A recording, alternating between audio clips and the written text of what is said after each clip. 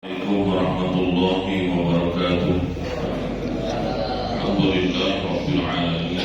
Wassalatu wassalamu ala asyrofil anbiya'i wal mursalin wa ala alihi wa sahbihi ajma'in. Allahumma shalli ala Muhammad wa ala ali Muhammad.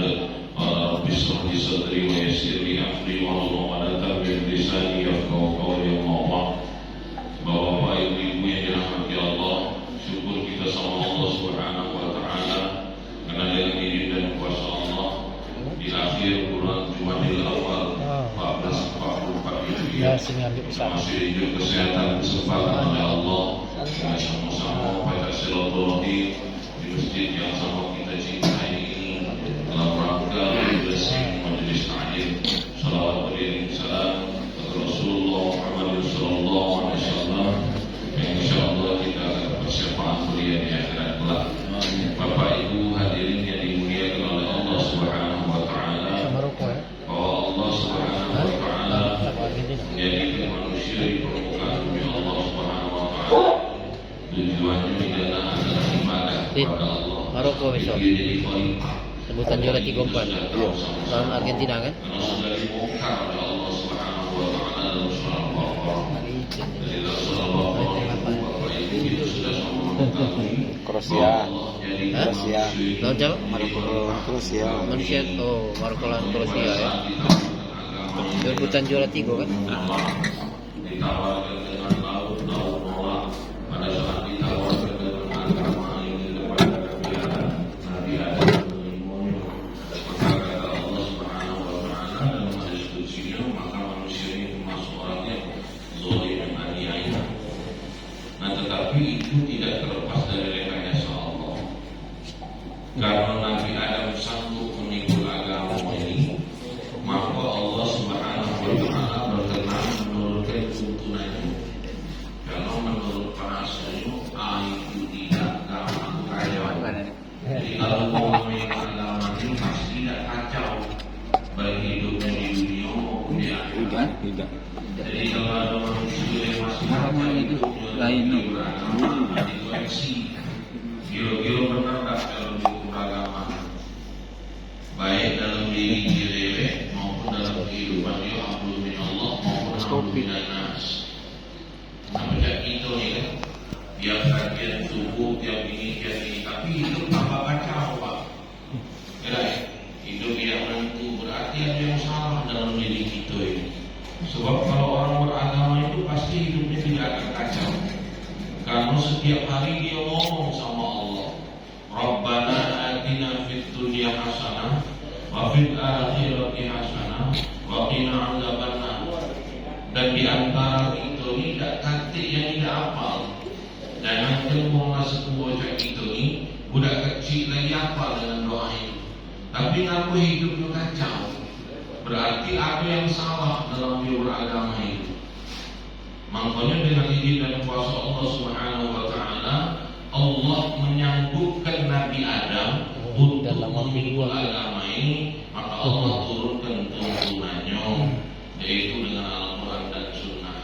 Nah, kalaupun itu yang namanya salah dalam diri dia dalam beragama itu, mungkin dengan izin dan kuasa Allah Subhanahu wa taala belum ada hidayah dalam diri dia.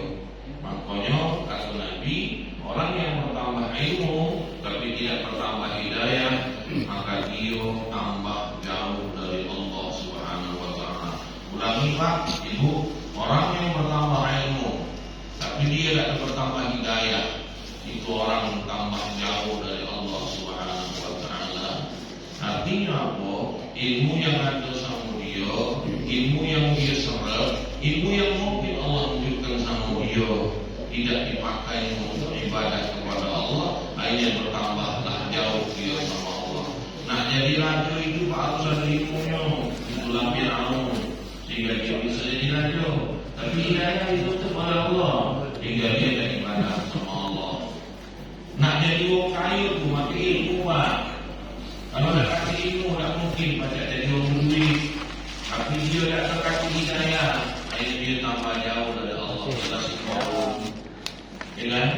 Sudah Allah contohkan dalam Al-Quran. Maka hidup dan kehidupan ini supaya hidup hidayah oleh Allah Subhanahu wa taala. kita banyak-banyak tobat sama Allah Subhanahu wa taala. Tobat ini itu tidak usah malu sama Allah. Karena dari Nabi Adam pun Allah Subhanahu wa taala sudah menunjukkan kekuasaannya. Bagaimana Allah Subhanahu wa taala tunjukkan kekuasaannya? Akhirnya Nabi Adam dijadikan Allah Subhanahu wa taala rasul. Tapi Nabi Adam tidak malu tobat sama Allah. Dia minta maaf sama Allah. Bahkan Allah tuliskan dalam Al-Quran itu jelaskan manusianya khata manusia tempat salah dan tempat tipu. Nah, kalau kita bersalah kita istighfar sama Allah. Istighfarnya Nabi Adam dia merasa zalim dengan diri dia. Dan itu ditunjukkan oleh Allah dalam Al-Quran. Nabi Yunus dia merasa hilang sama Allah. Dia tobat sama Allah. Dia ngomong sama Allah. Nabi Sulaiman itu taubat sama Allah. Saat dia hilang nak tunjuk makan makhluk Allah di muka bumi ini. Puji Tuhan tak usah kakek kakak sanggup. Ayat maknya apa ya Allah? Ini binatang daripada kendali sudah. Jadi macam itu Allah mikir dia. Lanjutlah. Ini muncul kepada Allah iwak situ. Indah selesai. Gampang iwak itu muncul dari Allah.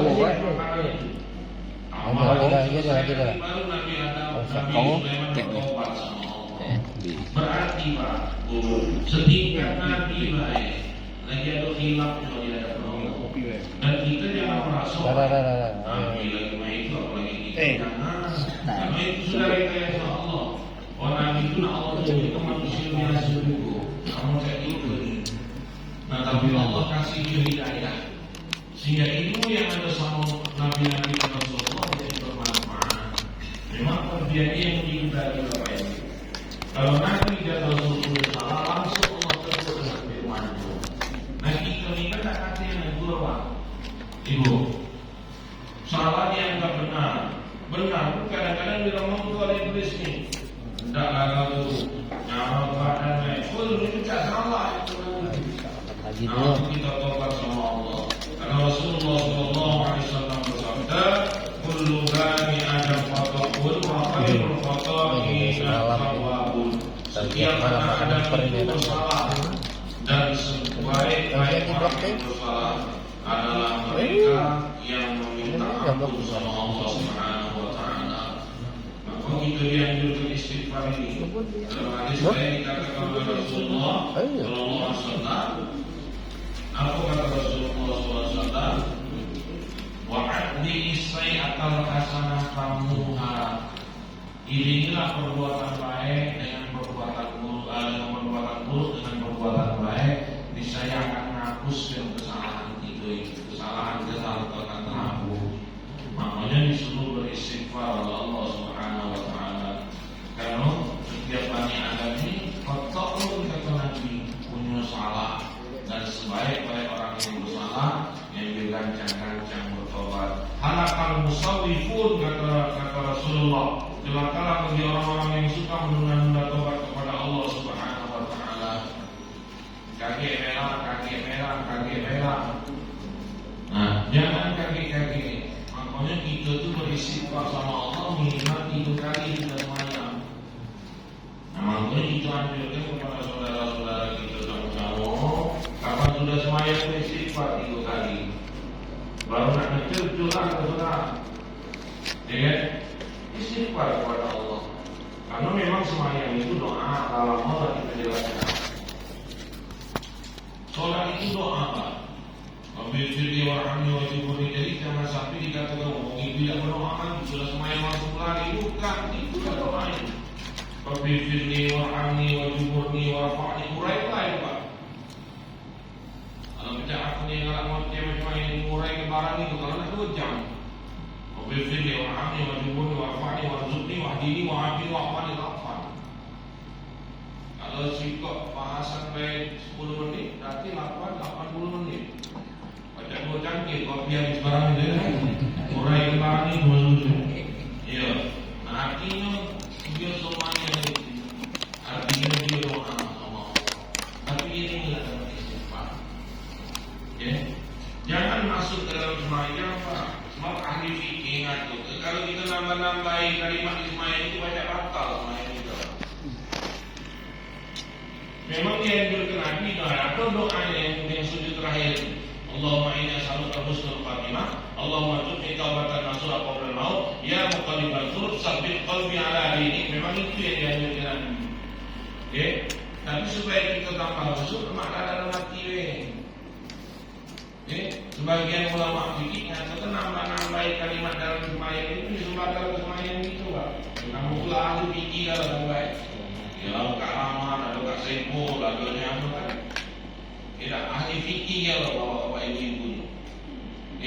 Yakin aku, bukan aku mujuk, bukan memang kita ngaji. Nah itu punya kita ngaji. Bapak-bapak ibu ngaji fikih kan. Nah, tapi jangan ditambahin. Nah itu bisa dikhawatirkan menurut para fuqaha, mengkhawatirkan kita bisa kita membatalkan sembahyang itu dengan nambah kalimat sembahyang. Nah begitu juga dengan istighfar sama Allah. Boleh nak istighfar tapi dalam hati. Sama dengan kita jawab salam atau berzikir di dalam WC. Nah selama kita jelaskan. Bukan tak boleh zikir dalam WC itu. Ujung fikir tak boleh itu karena kita lapas. Aman dalam hati tidak itu. Tidak pajak keluar barang itu kalau tak izin Allah. 3 hari baik kita tidak keluar barang itu ke rumah sakit malah sisi dikit kecil batu. Waktu kita keluarkan barang itu di WC kita dah ingat sama Allah. Nah cara mengingatnya sekarang tinggal yaitu di dalam hati kita, dalam pikiran kita. Makanya dengan izin daripada Allah Subhanahu Wa Taala, jangan kita tunda taubat kita sama Allah. Siapa tahu besok lusa kita tak tahu. Ini bukan berdoa apa, ini mau berdoa mulu. Dunia besok lusa, kita subuh kemarin bukan. Kita ni sama-sama nak balik kita tu. Nah kalau baca kita taubat sama Allah, jadilah 3 kali. Kalau nak nurut Nabi, sifatnya kan ada yang hadis 10 kali, ada yang hadis 100 kali. Perbanyak apa? Lama-lama Nah, sujud. kita tidak tahu yang nama jangan karena kata Allah Subhanahu Wa Taala dalam surah Al-A'raf, "Walikul li ummatin ajal, fa idza jaa ajaluhum la yastakhiruna sa'atan wa la yastaqdimun." Yang saya ingin kalimat itu bahwa Allah Subhanahu Wa Taala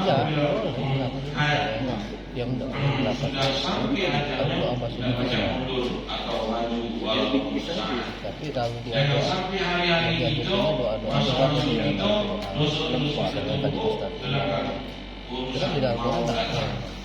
Nah ini dalam kitab Lahiriyat Nabi Ya'qub alaihissalam banyak kan yang pernah kita cerita itu. sujud Nabi Ya'qub alaihissalam didatangi oleh yang namanya malaikat maut. Maka Nabi Ya'qub ngomong sama malaikat maut, kau ni datang ke sini nak nyambut nyambut, aku nak silaturahim baik. Datang uji malaikat maut ni, aku nak silaturahim. Uji aku nak nyambut nyambut. Jadi mana Nabi? Kalau seandainya kau tu nak nyambut nyambut, tunjuk dulu tanda dulu. Kira-kira lemah Pak Nabi baca bahasa orang itu dah aja. Baca lagi lah itu Nabi, kalau lagi lah itu kapan masih sehat. Apa yang masih sehat tak kita sangkut-sangkut. Tahu-tahu nah subuh tadi sampai aku ni kawan, aku subuh tadi siang ini laju kawan dengan saya. Nah ini Nabi aku berasa sama malaikat. Ya sudah malaikat kakek, dah sekian tahun datang lagi, mama. Kau ya lagi aku datang di gua ini nak nyambut. Kemarin perasaan kita tu kan dia tahu di Nabi aku. Sudah paling kita dia tahu baik. Jadi dia tahu pada Allah. Dulu aku sini rambut kau tu hitam, main hari ini putih. Nama lain putih. Tadi sebelumnya Allah ini kita baca kita tengok lah. Ya Allah ini kita sama putih. Amat hitam terus. Ya memang bini kita senang Pak. Ya Allah si bini kita. Kalau saya punya di rumah ya hitam lah boleh lah. Cuma kakek-kakek ujung-ujung itu kadang-kadang mungkin ya, kalau kita sadar tak perlu jadi masalah. Itu tanda lah. Apa begitu uji malaikat Israel dulu kau jadi tambah rambut mainnya putih. Dulu aku kesini kata yang malaikat Israel. Dulu aku kesini tubuh kau kuat, sekarang lemah. Dulu aku kesini tubuh kau itu tegak, sekarang bungkuk. Itu tanda yang Allah tunjuk sama kita, sama Nabi Allah sama kita. Nah sekarang aku nak menyambut nyawa kau, sudah baranglah selesai. Cabutlah nyawa Nabi aku. Nah maka taubat kita sama Allah Subhanahu Wa Taala harus kita terus kita laksanakan. Kalau kita tidak tahu kapan Nabi Allah Subhanahu Wa Taala, maka ada beberapa hal yang bisa menandakan kita diterima taubat kita oleh Allah Subhanahu Wa Taala. Para sebagian besar ulama menyepakati ada beberapa tanda diterimanya kita taubat kita oleh Allah Subhanahu Wa Taala. Nah ini baru masuk materi Pak. Itulah ngopi-ngopi lah mau kakak juga. Tadi pembukaannya baik. Jadi yang pertama apa? Dia sadar sepenuhnya bahwa dia bukan orang yang terpelihara dan terjatuh dari dosa dan kemaksiatan, sehingga menjadi sebuah kemungkinan untuk terjadi dalam perbuatan maksiat. Dia sadar balik kepada ini. Dia ini bukan nabi, dia ini bukan rasul. Jadi dia sadar sesadar-sadarnya suatu ketika dia ini akan terjerumus ke dalam perbuatan maksiat. Nah oleh karena sadarnya itulah dia mewanti-wanti dirinya bahwa dia berjalan di muka bumi Allah Subhanahu dengan kehati-hatian. Nah itu tadi Pak. Kalau Nabi dan Rasul dia berbuat salah, hilaf, ditegur langsung oleh Allah Subhanahu Wa Taala. Bagaimana teguran Allah Subhanahu Wa Taala kepada Nabi Adam kita baca. Bagaimana teguran Allah kepada Nabi Yunus kita baca. Bagaimana teguran Allah kepada Nabi Sulaiman kita baca. Bagaimana teguran Allah Subhanahu Wa Taala kepada Nabi Ibrahim kita baca. Saat Nabi Ibrahim ngomong kali itulah Tuhan, kali itulah Tuhan, ditegur oleh Allah bukan. Juga kepada Muhammad Rasulullah Sallallahu Alaihi Wasallam Allah Subhanahu Wa Taala tegur langsung. Abasa wa tawalla an ja'ahul a'ma wa ma yudrika la'allahum yazzakka aw yazzakkaru fatanfa'ahu dzikra amma man istaghna. Sampai ke bawah ayat itu. Bacalah ayat itu Pak. Ayat itu menegur langsung Muhammad Rasulullah Sallallahu Alaihi Wasallam, teguran, ya kan? Nah itu ini jangan kena ada yang negur, Pak. Ditegur kawan kita tersinggung. Jangan dia tuh pusat buat penyinggung nggak cuma sekali nak ngajari aku. Nah ini bahaya Pak. Ya. Kalau kita sama-sama dan hati yang mesbor, maka tak diterima tobat lagi ini sadar sepenuhnya bahwa dia ini bukan orang yang terpelihara dari maksiat itu. Bukan dipelihara, pasti ada aja. Nama dia hidup dan hidup dia selalu mati-mati. Nah itu lipat dia yang ditegur oleh Allah itu bukan diri kita, nih hati kita. Kadang-kadang hati kita ini penuh dengan keraguan. Makanya kapan sudah ragu jangan dihitung kancing. Kapan itu kancing lemak, kancingnya genap. Kalau kancing ganjil kecil Pak. Pergidak. Kancingnya ganjil pergi, laju. Kalau kancingnya genap lemak, pergidak. Nah tidak oleh dia. Jadi kalau ragu-ragu hati kita itu melakukan suatu perbuatan yang kira-kira itu baik atau tidak, berarti lah ditegur oleh Allah kalau ada keraguan. Tapi kalau berbuat baik, tidak usah ragu. tahu nih dari jauh anak keluar duit 10.000 dekat kau nih udah balik pak. Padahal itu memang layak tahu itu. Nah kita kan banyak dapat cerita hal-hal yang langsung Allah tegur di kita nih pak. Terutama masalah rezeki yang Allah tunjuk sama kita. Urungnya kita berbuat baik dalam berbagi rezeki, dalam tanda kutip rezeki itu bentuknya aku baik, maka keraguan-raguan kita berbuat baik itu kadang langsung ditunjukkan oleh Allah Subhanahu wa Ta'ala. Urung kita misalnya nak ke masjid ya, tahu-tahu itu rupanya. Mulai kita mau cobalah pergi ke masjid, aduh. Ya, hilang keimanan kita ni. Dan nak nyala ke Allah, nak nyala ke tamu, nak pula tamu ni maghrib nak datang. Panjang bahasa ni juga. Ujungnya lesu pikiran ni kan. Kalau kita ni tak katik yang nak tegur langsung itu, maka kita ditegur oleh Allah Subhanahu wa Ta'ala dengan hati kita.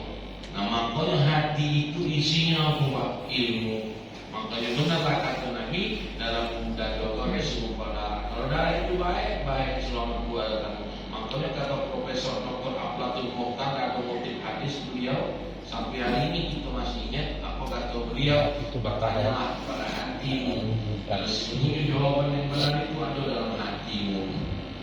Hati yang cak mana tu? Hati yang dipenuhi nur hidayah Allah. Kapan kita dapat hidayah itu? Yang padi itu ngomong ke dia awal. Manakala kita punya yang namanya ilmu. Nah ilmu itulah hidayah, itulah ilmu kemudian kita barengi dengan hidayah kepada Allah, maka ilmu itu jadi ilmu yang tafahum, yang bermanfaat. Itu yang pertama Pak. Ini santri banyak kayak ngomong ke Pak. Kapan misalnya terakhir ngomong kan. Jadi supaya kamu tidak nunggu-nunggu kapan terakhir lagi ngomong kan. Masih yang lama tuh lah Pak, bukan tentu yang baru. Dia masih yang pertama kan, jadi kopi kamu tuh masih agak ada kan, kayak begitu pas terakhir sampah lagi kopi belum habis lah ya. Yang kedua apa? Dia melihat hatinya jauh dari rasa gembira sementara kegelisahan hadir di sisinya. Dia melihat hatinya jauh dari rasa gembira sementara kesedihan selalu ada di dalam kegelisahan hadir di sisinya. Ya, maksudnya apa? Dia itu khawatir taubatnya itu tidak diterima oleh Allah. Dari sedih hatinya itu merasa kurang terus ibadah ini Pak. Dengan ini nak ini, maka hadir di pihak terhadir sisinya itu apa namanya hadir kegelisahan hatinya ini, kira-kira taubat ini diterima oleh Allah Subhanahu wa Ta'ala tidak. Nah kalau ada itu yang gelisah dalam hatinya, berarti kita ada Allah Subhanahu wa Ta'ala insyaallah terima taubatnya. Ya. Jadi Allah Subhanahu wa Ta'ala contohkan kepada Nabi dan Rasulullah yang begitu tadi lah. Taubat yang namanya Allah Nabi Adam diterima oleh Allah. Gelisah Nabi Adam sebelum bertemu dengan Siti Hawa, dia ditaruh oleh Allah ke dunia, selalu hatinya berharap gelisah. Begitu dia bertemu dengan Siti Hawa, dia taubat sama Allah, diterima taubatnya oleh Allah Subhanahu wa Ta'ala. Nabi Yunus itulah galau hatinya begitu dia meninggalkan umatnya. Kemudian dia diuji oleh Allah Subhanahu wa Ta'ala. Ada rasa gelisah dalam hatinya, ada rasa sedih, kira-kira diterima. Nah, kapan ada rasa-rasa itu berarti insya Allah taubat kita diterima oleh Allah. Bukan berarti tidak yakin Pak, lain bukan tidak yakin. Diterima tidak taubatnya, bukan. Insya Allah diterima taubat. Tapi yang langsung kepengen terus kita bertobat sama Allah. Itu termasuk kita insya Allah taubat kita diterima oleh Allah Subhanahu wa Ta'ala. Kemudian yang ketiga, semakin dekat kepada orang-orang yang baik dan terhadap orang-orang yang ahli melakukan kejahatan menjadi semakin jauh karena takut akan terjatuh dalam perbuatan maksiat. Nah itu. Jadi kita ini diterima taubat oleh Allah Subhanahu wa Ta'ala. Allah dekatkan kita dengan orang-orang yang baik. Ya kan? Coba kita koreksi diri kita masing-masing. Tidak usah koreksi dulu. Benar tak yang dikatakan oleh para ulama ini? Kalau orang itu nak taubat, Allah dekatkan dengan orang-orang yang baik dan jahat itu bukan rahimnya Pak Bro. Jahat itu tingkahnya. Ya. Nah sekarang itu terjadi tidak dengan diri kita masing-masing. Merenung mulai Pak. Nah, ada. Iya, benar nggak gitu? Coba periksa lah diri kita sebenarnya. Ya Allah, kawan aku dulu, ya, tak kati lagi percaya. Apa nih masih bro, gawe lama masih ngan awet ada lagi, kan itu lah. Gawe lama itu tuh lain tahu, itu sudah dia ngomong dengan aku. Jangan bangga dengan maksiat itu lah. Itu ini kan termasuk minta maaf kalau kita dengar video kawan. Jangan bangga, tapi untuk iktibar pelajaran jadilah. Tapi kemarin sore kan kita dapat ilmu Pak. Dia itu tak ada bangga dia itu kelalaian, tapi dia itu nak taubat sama Allah SWT. Dia bercerita Pak, ada nak 15 menit cerita dengan aku. Aku ni dapat duit ini, banyak duit ini. Berapa ni? 10 juta. Dan begitu aku dapat duit, ada yang minta sama aku tadi. Uang itu minta anaknya ikut. Pak minta duit Pak, aku nak balik ke rusun. Nak ngomong sekali duit ini. Pada duit ke 10 juta. Karena aku duit 10 juta tu ada kata duit lain. Namun aku ambil selembar berarti kurang dari 10. Jadi dia tadi. Jadi tak tunjuk.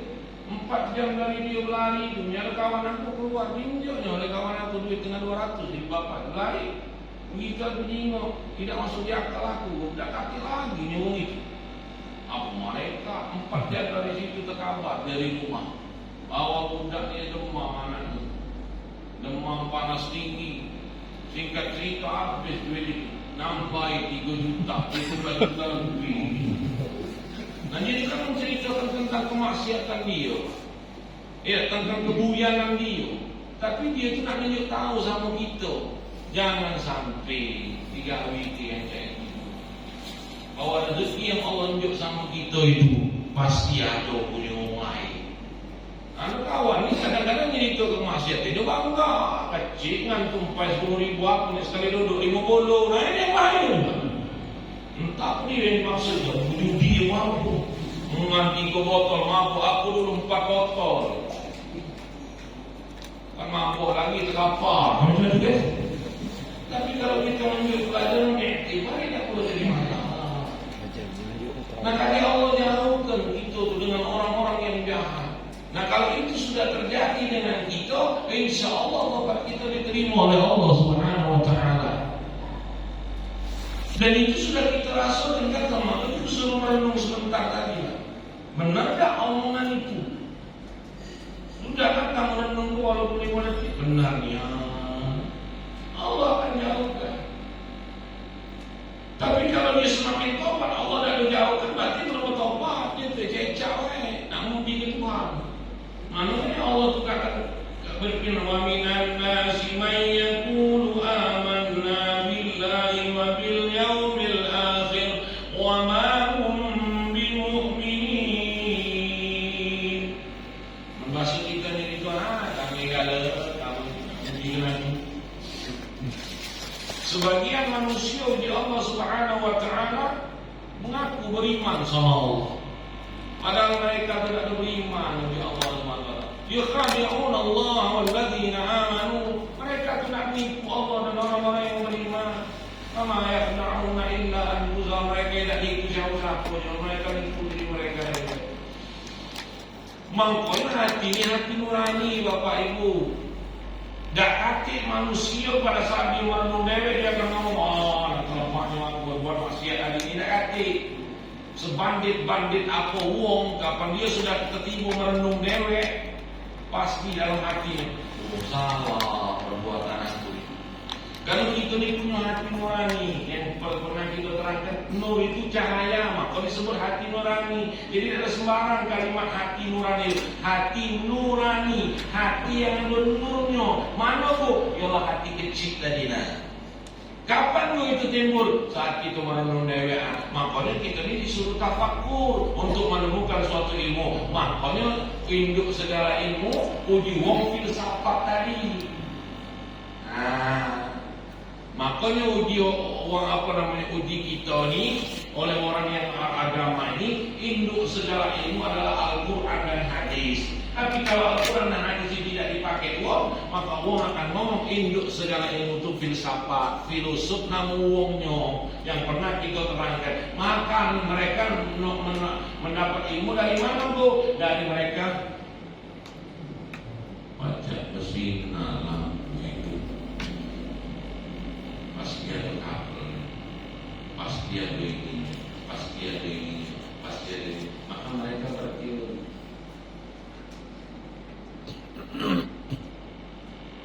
Inna fi khalqis samawati wal ardi wa ikhtilafil laili wan nahar la ayatin li ulil albab. Pacak bongkar rahasia Allah itu dengan ulil albab.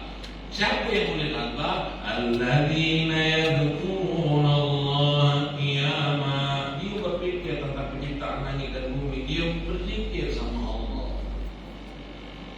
Makanya gak bisa kalau bisa berpikir sehari baru dapat ilmunya. Makanya mau jalan kita sambil duduk sambil dia berzikir. Guru-guru kita dulu kapan besok dia ngomong, nah semalam ya ini dapat puncaknya renungan, kau ini. Nah itu berpikir. Makanya jawaban Rasulullah tidak baca langsung kan. Pernah Rasulullah jawab pas orang pemuda bertanya besok. Kalau besok tak kata jawaban teguran. Katakan insya Allah dengan izin Allah. Nah makanya kita ingat Rasulullah itu kan kalau dia dapat wahyu itu kan ada yang pecah dengan lonceng ada beliau yang merenung akhirnya beliau ngomong kepada Allah. Kenapa? Terpikir-pikirkan dapat wahyu dari Allah Subhanahu wa taala. Nah, itu jadi artinya Bapak Ibu hadirin rahimakumullah, kita tak patuh tadi. Jadi disitulah baru ngomong hati nurani itu. Barulah ngomong. Nah, kalau dia sudah belum meninggal dia sudah tobat sesuai dengan bahasan kita, ya berarti dia hidayah dia dapat. Nah, kalau dia sudah mati belum bertobat, jadi jangan sampai kita dengan ini dan kuasa Allah Subhanahu wa taala lalai. Itu yang keempat. Kemudian yang kelima, dia melihat hatinya selalu sibuk terfokus pada hal-hal yang menjadi beban kewajibannya dari Allah, sementara hatinya kosong dan sunyi dari memikirkan hal-hal yang menjadi tanggungan Allah.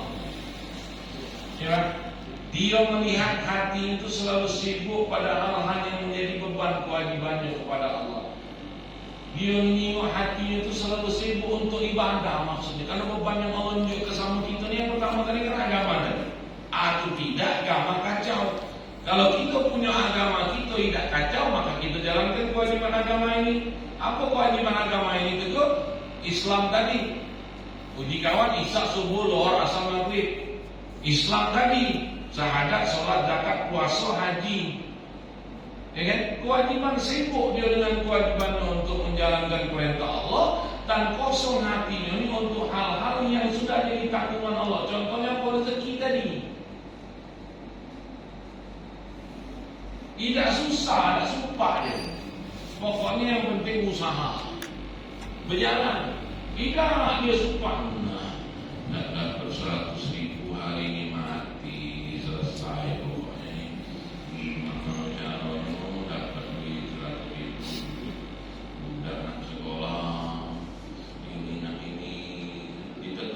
Pak semayang gelap mudah semayang untuk memikir makanya 100.000 dapat ini. Itu balik berarti. Ini aku nyontohkan yang ini. Jadi hati ini disibukkan dengan beban menjalankan kewajiban kepada Allah. Tapi kosong hati ini terhadap hal-hal yang sudah jadi tanggungan Allah. Makanya di kita kan kalau kita ngaji itu kan rezeki itu sudah ditanggung oleh Allah. Cuman jangan berhenti sampai situ bahasanya Bapak. Sebagian di sini nerimo, sebagian sini tidak nerimo. Ngapo ditambahi lewek oleh yang bagian sini. Kalau dia usaha nanti dapatnya. Ya. Yang sebelah sini ngangguk-ngangguk. Benar. Rezeki itu Allah yang tanggung. Karena kita ni dapat ilmu tidak sama orang. Benar tak omongan? Yang sebelah sini ngomong rezeki itu memang minta moal tetek dia, karena dia yakin sama Allah pasti dapat rezeki. Yang sebelah sini minta maaf Pak, bukan berarti di sini dapat kaki kamu tersinggung. Esok nanti lagi yang ngaji yang bukan. Ini supaya perbandingan. Yang sebelah sini bertek hatinya. Ayo, tidak usah. Ngomong dewe hati. Apakah Bapak salah? Tidak. Karena itulah sebab ilmunya sampai situ. Yang kemarin kita cerita Imam Syafi'i dengan Imam Nawawi gurunya, gurunya itu habis bahasa rezeki Allah yang tanggung titik. Imam Syafi'i ngomong tidak usah aku mana berdapat. Kan itu maksudnya. Jadi kita tak boleh ngomong dengan ini ibadah cuma nak mencari pahala biar itu Allah tak boleh. Itu tingkatan ilmunya sampai di situ nak mungkin naruhkan. Makanya tak boleh nak dicucuk-cucuk kan kau harus jangan. Soal lesnya Pak. Stres rumah Pak, macam mau pada masuk bau guys selesai Pak. Mana? Tak boleh. Makanya guru-guru dulu tu kamu ni malah kan dia modal rotan situ. Tapi kita baca. Kita kan ngomong guru dulu tu dah sabar. Ini lah. Dedi Anwar Mukhtar. Nah, uji kita yang guru dah sabar. Modal rotan situ. Guru sekarang kantik rotan, pecah sabar tapi mana? Iqra 1 lagi 4 bulan aja. Berarti sabar itu tidak ditunjukkan dengan yang namanya tingkah laku. Siapa tahu aku dia memang dalam hati guru berpikir ya Allah, jadi bagus ya Allah, bagus ya Allah. Itulah takut jangan dia memang rotan, apalagi putar-putar ini. Amat turutan sebulan tak ide ya. Jadi artinya apa? Hati ini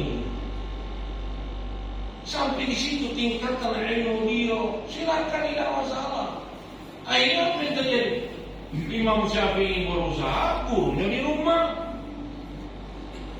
Masuk kenyang, dia dibawa aja makanan itu ke rumah. Gurunya cengeng, Imam Syafi'i ketawa. Ya kan? Aku disambung dengan kau, kepengenian buah-buahan yang dari kemarin.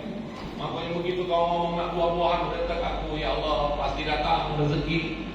Aku dari tadi bergerak daripada untuk aku datang rezeki diuji-uji itu. Berarti tingkatan itu lain. Tapi hati ini tidak sibuk dia dengan rezeki, dengan yang Allah yang jadi tanggungan Allah Subhanahu wa taala. Ya. Maksudnya itu tidak sibuk itu tidak berapa guru tidak biarlah.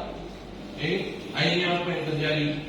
Yang terjadi dia sibuk dengan yang Allah bebankan sama dia. Kewajiban dia untuk beriman, kewajiban dia untuk bertobat, kewajiban dia untuk ibadah. Dia sibukkan hati dengan itu tanpa meninggalkan dunia dia Pak.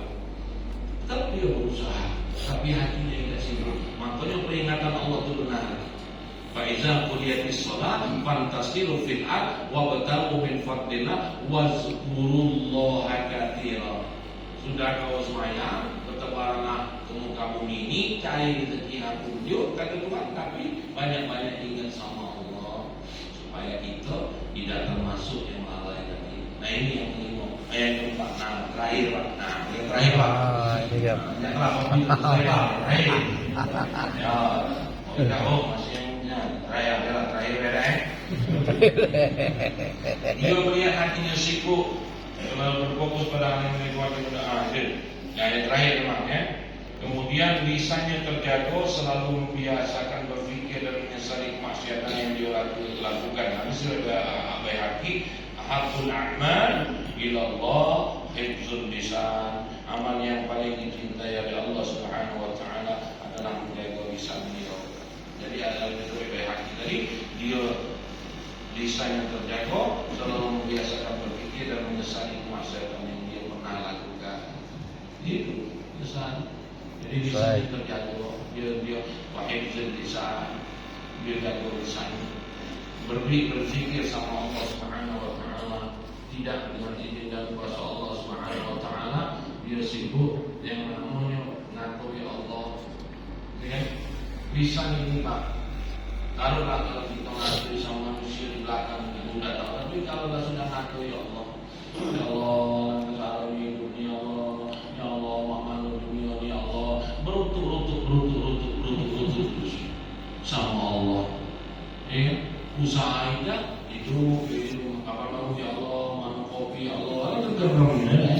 Jangan kan Allah ini kita lagi geram, nah selesai lagi. Berutuk. Makanya kita dengan kuasa Allah SWT kita jaga tadi, dijaga lisannya yang bertobat sama Allah dan dia menyesali maksiat ini. Dan ini insya Allah lisan kita sudah bersama-sama kita jaga. Jadi makanya kita nak menjaga lisan itu tadi di semayang pula. Makanya kemarin sudah kita omongkan, tak apa kita membuat aku membacakan mulut kita ni. Karena rukun kau itu ada 3 kemarin, takbiratul ihram, al-fatihah, tahiyat. Nah kita lisan kita biasa berzikir sama Allah dalam semayang. Mana yang kuat itu? Bagi kawan sebelah terganggu, ini tak katik yang sebelah kita. Longkang. Tapi bagi kawan lain juga tak usah sarung aku, tak baca-baca, aku susahnya suara aku. Ini jago ibu kita. Asal mungkin kita terjadi doa. Ada yang kita membiasakan berzikir seperti itu bisa terjadi. Jadi makanya kemarin kita omongkan, kalau nanti ngomong lisannya terjaga dari zikir sama Allah, kita kejutkan. Cuma jangan dicoba Pak, kalau jantungan mati orang itu lagi kan. Kapan dia tegur astagfirullahaladzim, berarti biasanya sering zikir. Tapi kamu tegur, iya caca iya sama, nah itu biasanya kurang. Nanti zikir sama Allah. Nah itu praktek Pak, masalah itu tidak kaki-kaki. Iya, pakai di nomor dalil itu berarti. Nah ini ngomong itu berzikir kenceng apa biasanya itu. Kapan dia tegur astagfirullah, masya Allah, biasanya mendadak zikir. Walaupun perasaan kita tidak pernah berzikir, tapi hatinya berzikir terus. Ya kan? Jadi artinya apa? Dia selalu jaga lisannya dan dia merasai perbuatan. Nah insya Allah Pak, dengan kita berzikir kepada Allah, Allah juga berzikir sama kita. Zikir itu artinya ingat. Itu firmannya. Uzkuruni azkurkum. Kau ingat sama aku ingat sama kamu. Nah kalau kita sudah sama-sama ingat oleh Allah, insya Allah hidup kita menjadi barokah. Nah inilah Bapak Ibu hadirin rahimakumullah, bahasan kita. Ya, bahasan kita mudah-mudahan berkahnya. Itu serah kamu tuh lah Pak. Misalkan aku ini bukan jangan sampai pakai misalnya kamu terasa, nah kalau kamu nak tanya tidak boleh jadi masalah. Mau dapat aku jawab sekarang aku datangi rumah kamu kan. Minta maaf kalau pada jawab dan datangi juga kan jawab. Kalau ada nanya boleh. Nah silakan ada apa Pak? Ya boleh. Terus Pak.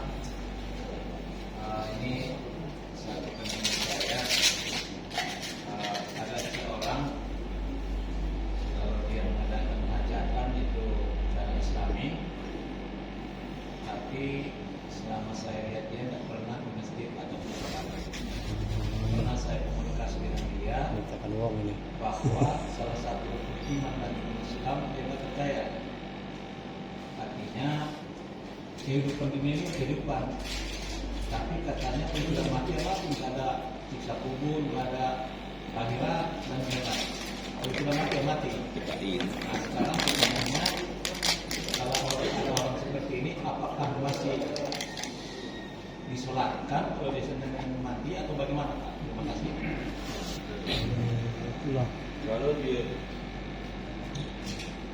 Kalau kita tidak bisa mengambil kesimpulan macam itu Mas. Jadi kalau dia cuma ngobrol macam itu, ya kalau lagi apa yang dimaksud dia tujuan itu?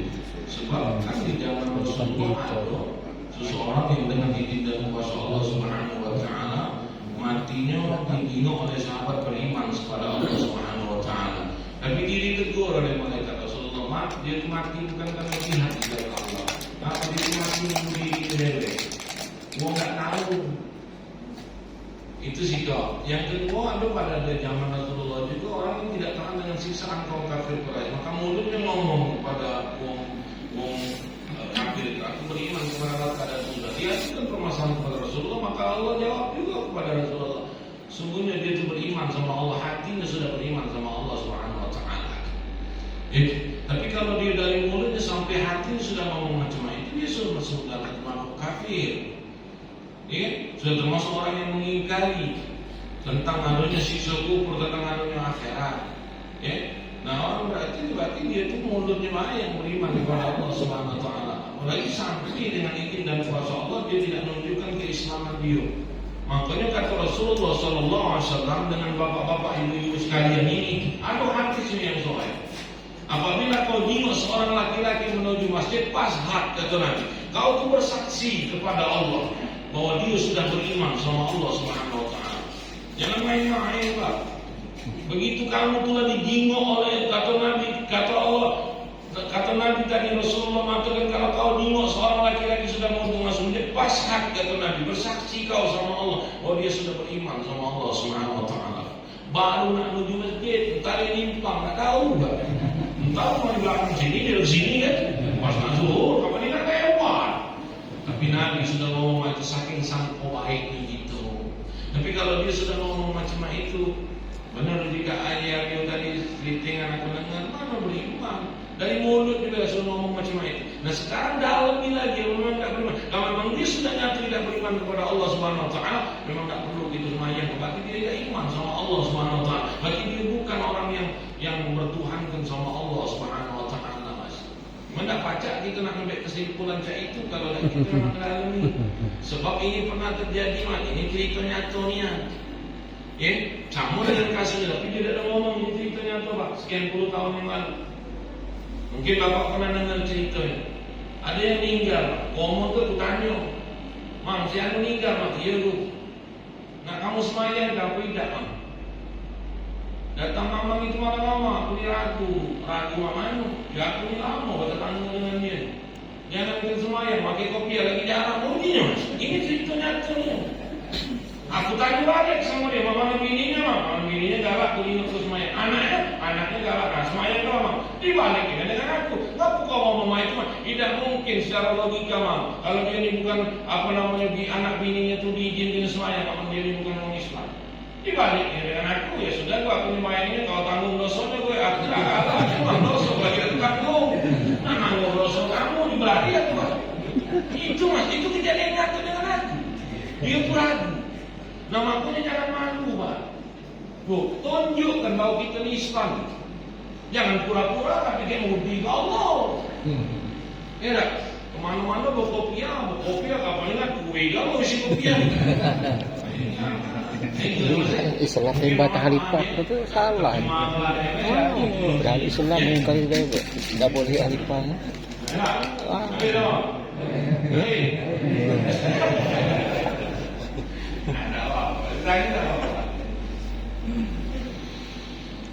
Islam, agama. Sudah. Apa itu? Allah.